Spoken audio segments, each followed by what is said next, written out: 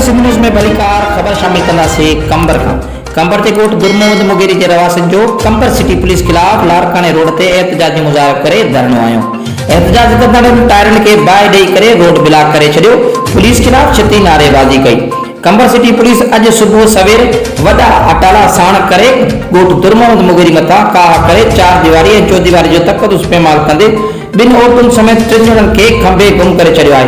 उन मौके ते एहतजाज कंदड़ मीडिया सां ॻाल्हाईंदे चयो त कंबर में ॾींहों ॾींहुं मोटरसाइकिल चोरियूं थियनि थियूं। पुलिस ख़ामोश तमाई थी वेठी आहे, ख़ामोश पुलिस थी वेठी आहे। जीअं त अॼु सुबुह ख़बर गुरमोहम्मद मुगेरी में पुलिस जी बिला जवाज़ चढ़ाई जंहिंमें 20 पुलिस जूं बाबा हुते को दहशतगर्द थोड़ी आहे, मुगेरी को दहशतगर्द थोड़ी। उन खां पोइ उन्हनि सॼे कंहिंखे न ॿुधायो त छाजे करे आया आहिनि, काथों जी पुलिस आहे, छा हू पुलिस आहे या चोर आहिनि। असांखे कहिड़ी ख़बर पुलिस जी वर्दियुनि में शायदि चोर थी सघनि।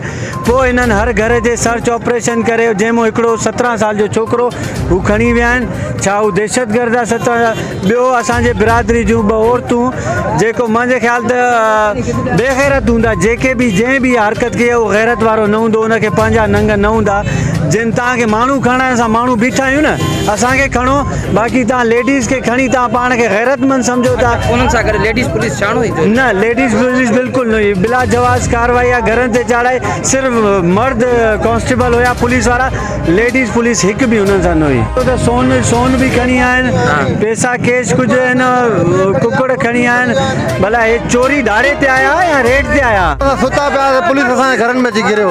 असां पुलिस खे असांजे घर में छाजे लाइ घुरे, को साबुत को छा आहे त असांखे ॿुधाए। चई कुझु न आहे, कुझु न आहे, बसि ईअं पंहिंजे ॻंढनि में सामाननि में शुरू थी वियो।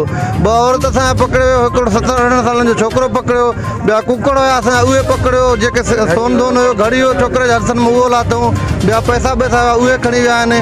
भई असां ईअं न चयो त हे केस तव्हांजे मथां आहे या का छा आहे, मसइलो बि कुझु न ॾिसियो। असां घर में हुयासीं, सुता पिया हुआसीं सुबुह सां, जीअं पुलिस आयो असां चयोसीं छा मसइलो आहे, असांजी चुप कयो, कुझु न ॻाल्हायो ॿोलायो कुझु न। साईं को ॿियो धाड़ेल आहियूं, चोर आहियूं, छा आहियूं?